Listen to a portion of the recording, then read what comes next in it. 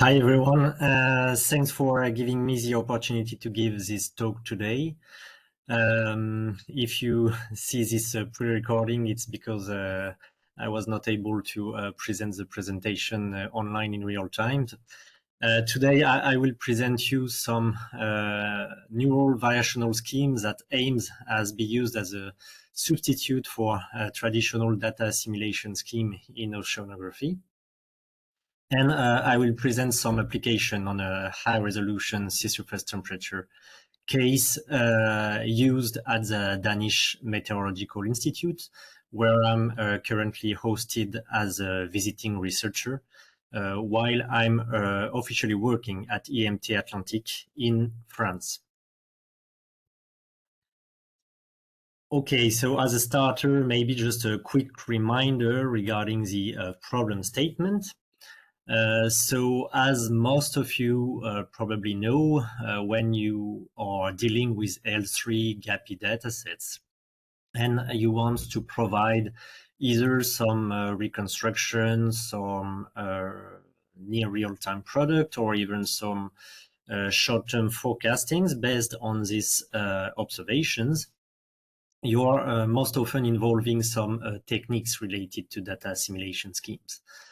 And these schemes are, in a way, quite complicated because they involve three different blocks that you can see here.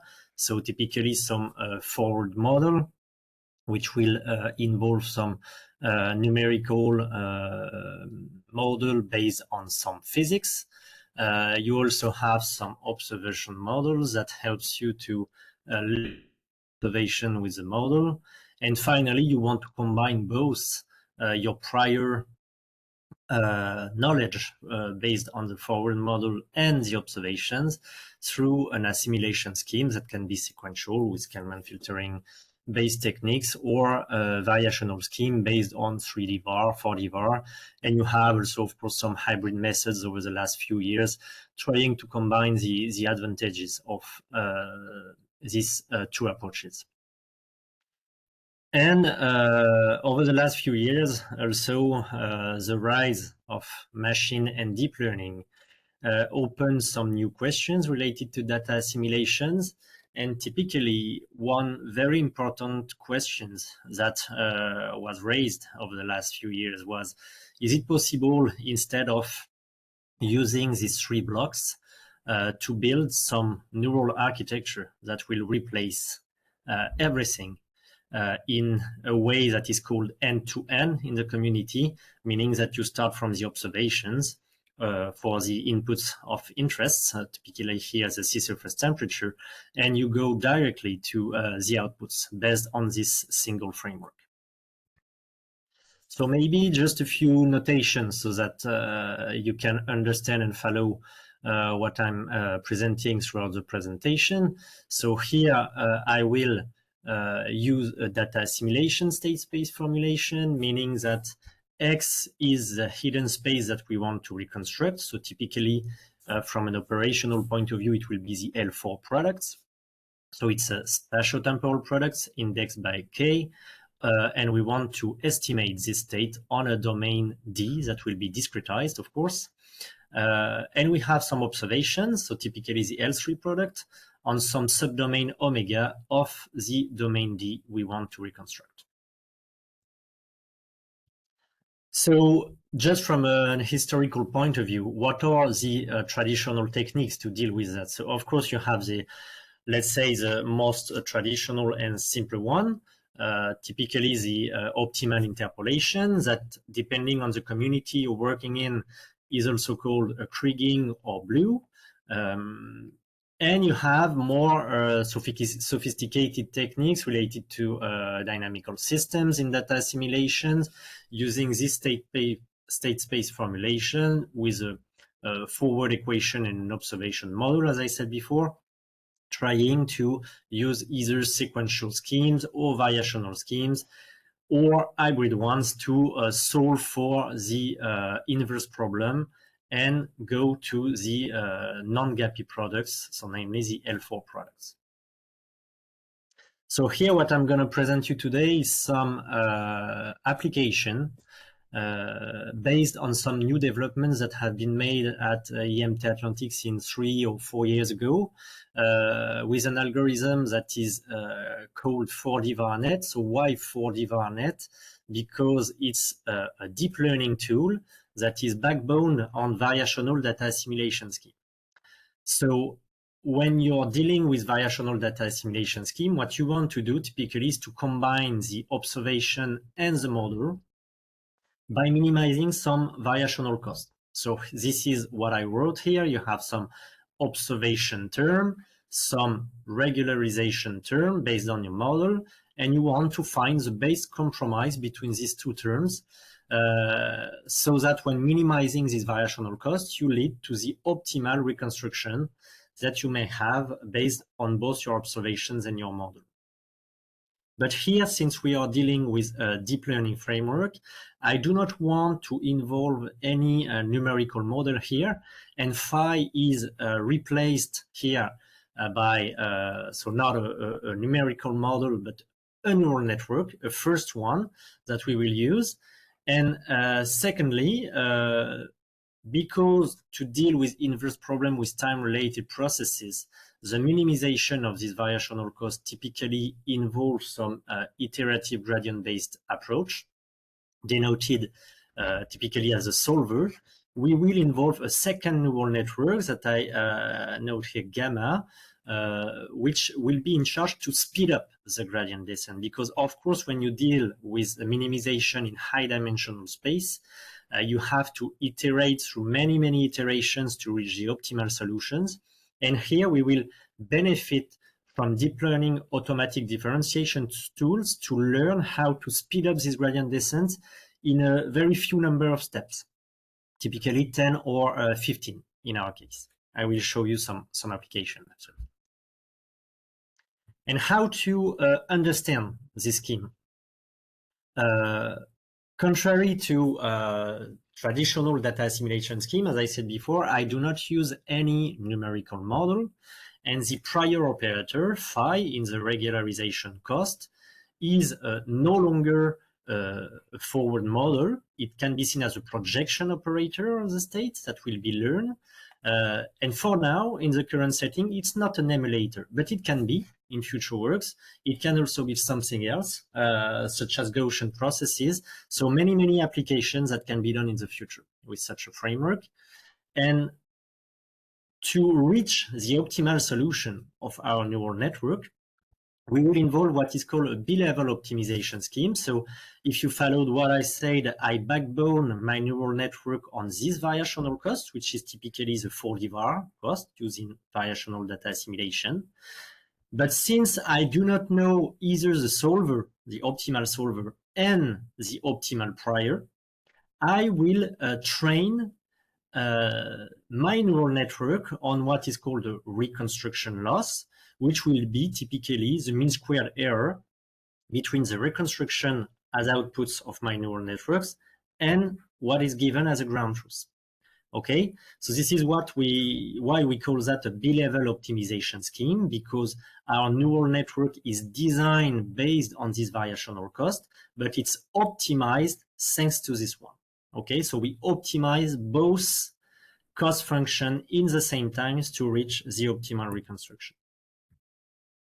So as a black box, in a way, if you're not really interested in understanding all the underlyings of the methods, the operator, the 4DVarNet operator, is an end-to-end operator. You have the observation, you have trained something, some operator that has learned based on some parameters theta to optimize how to go from the observation, the GAPI1, the L3 here, to the L4 product.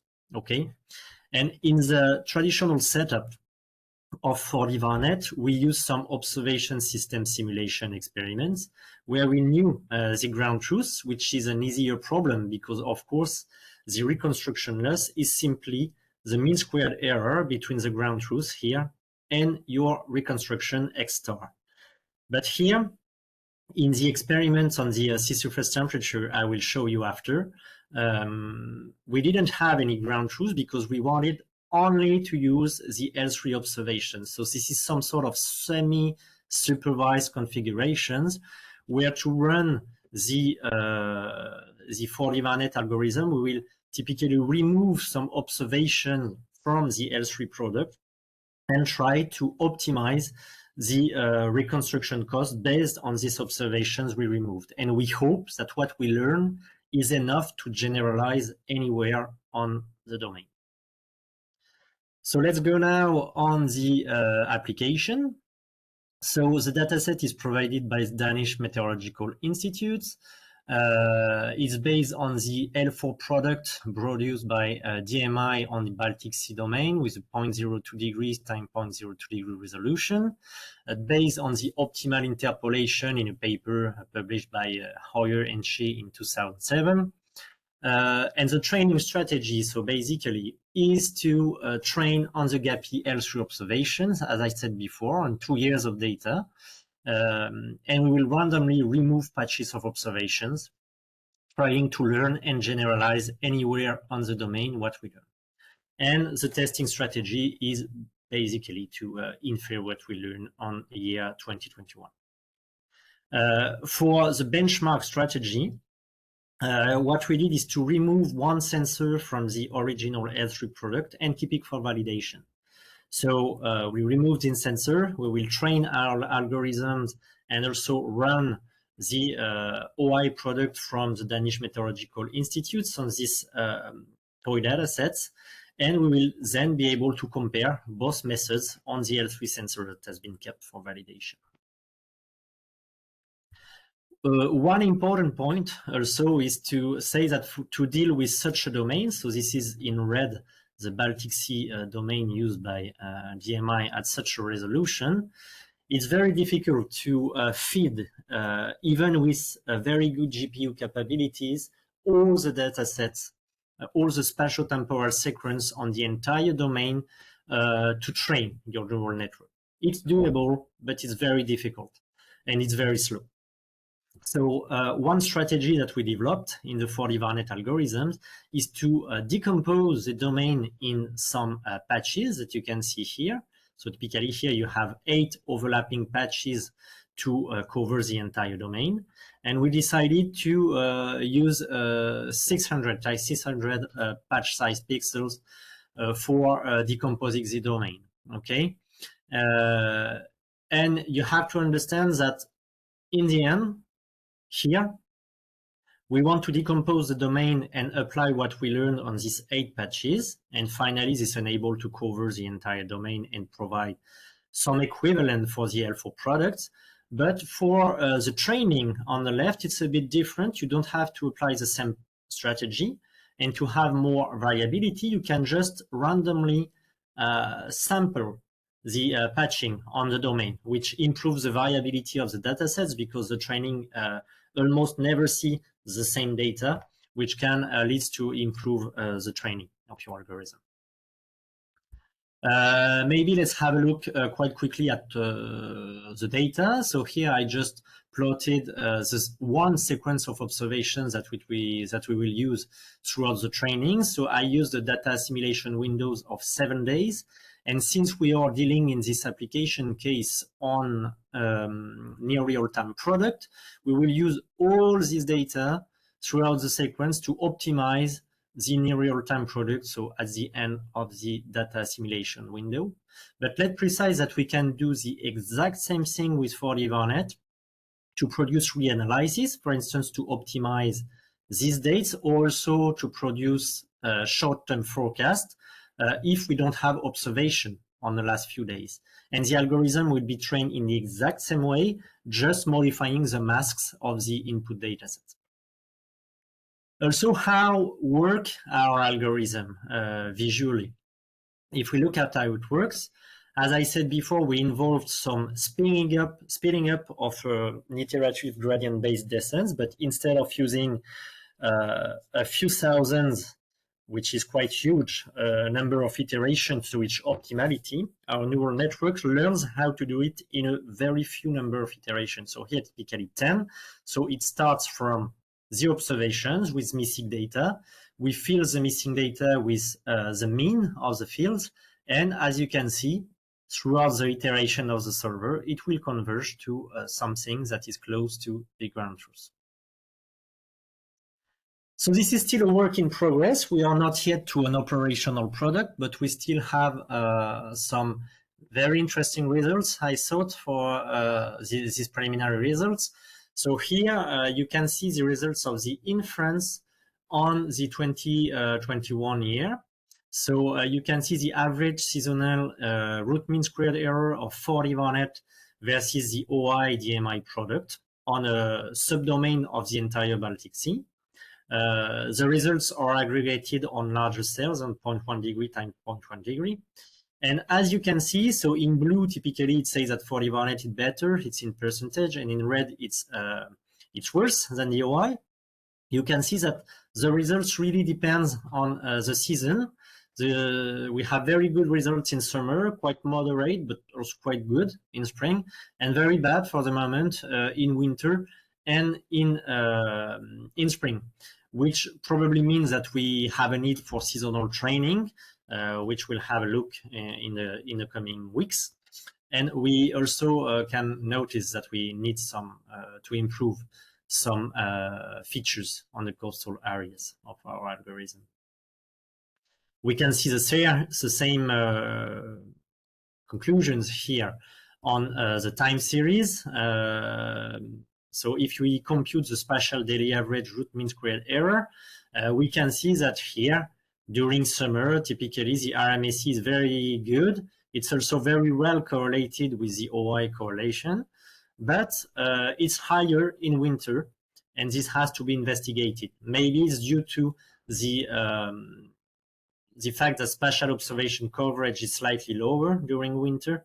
This may explain why 4DVarNet is a bit worse, because the sampling is not the same in summer and in winter, and we try to fit a neural network on these two different data sets. So there's probably a need for seasonal training, which can be quite easily done in the coming weeks. And also one big development that we hope will lead to an operational L4 product that will be able to compete and let's hope outperform the current L4 products, is to develop a so-called multi-scale 4DVarNet algorithm. Why? Because as I said before, I used patches of 600 times 600 pixels right now, and it's still slow and finding, so it's a big constraint to optimize the networks. And also it's not really physically sounded to do that, because it does not really make sense. What you'd like to do is to first use a preliminary methods to estimate the coarse SST resolution on a coarse grid, for instance, 10 times coarser than the actual high resolution product.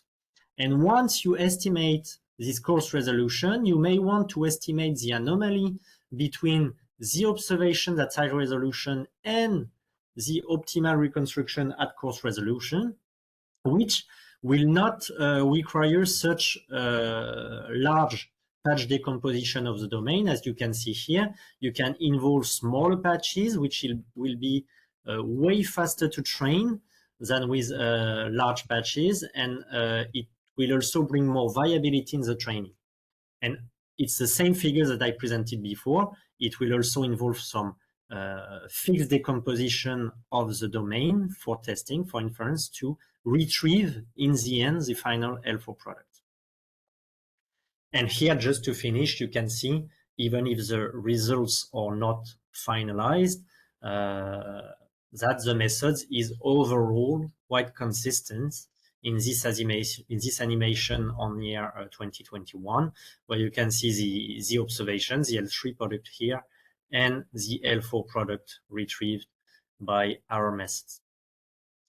So some take-home messages for now. So we applied these 4DVarNet algorithms to a high-resolution sea surface temperature product at the Danish Meteorological Institute. It has been trained on the semi-supervised settings. That seems to work as preliminary results, even if we need some complementary developments to reach satisfactory results for an operational L4 product. So typically, that's what I call the multi-scale 4DVarNet schemes. And we plan to run and benchmark different trainings for the whole Baltic domain versus smaller training areas. We will also investigate if there is a need, and probably it's the case, for seasonal trainings. And we will also investigate if we can improve our model by adding covariates as inputs of our algorithms, typically coordinates, landmass, bathymetry, also third guess observation variance. The final objective being to build generic algorithms that will be able to interpolate and short-term forecast any geophysical variables from both local to global scales. Well, thanks again for listening this talk. I hope you found it interesting. And of course, if you want to ask some questions related to this presentation, and if you saw this video, it's because I'm not here today, you can, of course, join me by email, or we can set up some video meeting to discuss about that. Thanks again for the invitation. Have a nice day. Bye-bye.